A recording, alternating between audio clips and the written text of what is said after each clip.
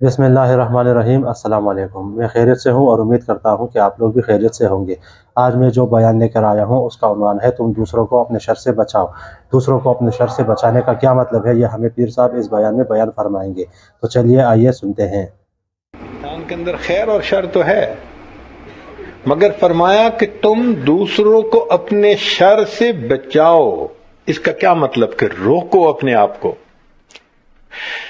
اپنے آپ کو تم کنٹرول کرو، قابو کرو۔ تم اپنے آپ کو کھلا نہ چھوڑ دو کہ جو آیا کہہ دیا، جو آیا کر دیا، نہیں، اپنے کو لگام دو۔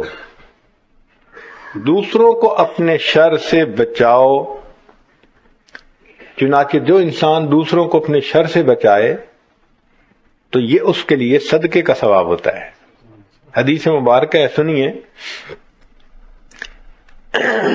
مثال یوں کہ مجلس میں بیٹھے ہیں، آپ کو مذاق سوجتا ہے کسی کے ساتھ، مگر آپ رک جاتے ہیں کہ یار میں مذاق کروں گا تو اس کی بے عزتی ہوگی، شرمندہ ہوگا، تو میں نہیں کرتا۔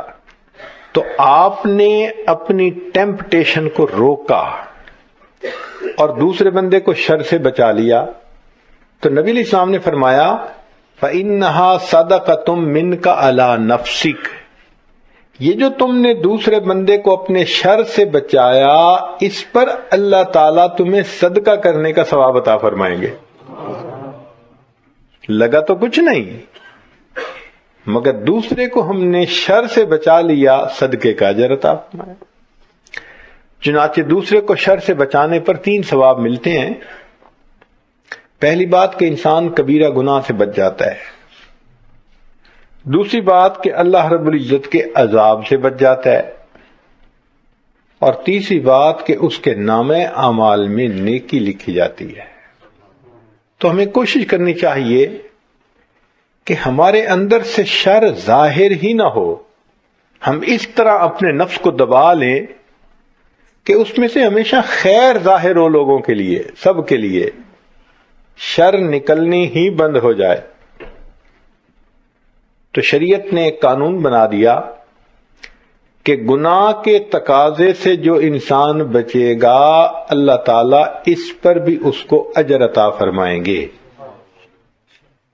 حدیث مبارکہ میں ہے کہ جس انسان کا دل چاہے کہ میں غیر محرم کو دیکھوں، لیکن وہ اپنی نگاہوں کو جھکا لے، بند کر لے، تو غیر محرم سے نگاہوں کی حفاظت کرنے پر اللہ تعالیٰ اس بندے کو عبادت میں لذت عطا فرما دیتے ہیں۔ تو دیکھیں، ایک ایسا عمل کیا کہ اللہ کی طرف سے اجر ملا۔ اسی طرح دل کے اندر جب بھی گناہ کا ارادہ ہو، بندہ اس کو روکے۔ تو یہ دین اسلام کی خوبصورتی ہے کہ شریعت نے کہا کہ اس پر بھی اللہ تعالیٰ اس بندے کو اجر عطا فرمائیں گے۔ چنانچہ شریعت نے یہ بات کہی کہ تم دوسروں کا دل خوش کرو۔ سب سے بہتر بات تو یہ ہے، اور اگر دل خوش نہیں کر سکتے تو کم از کم دل تو نہ دکھاؤ۔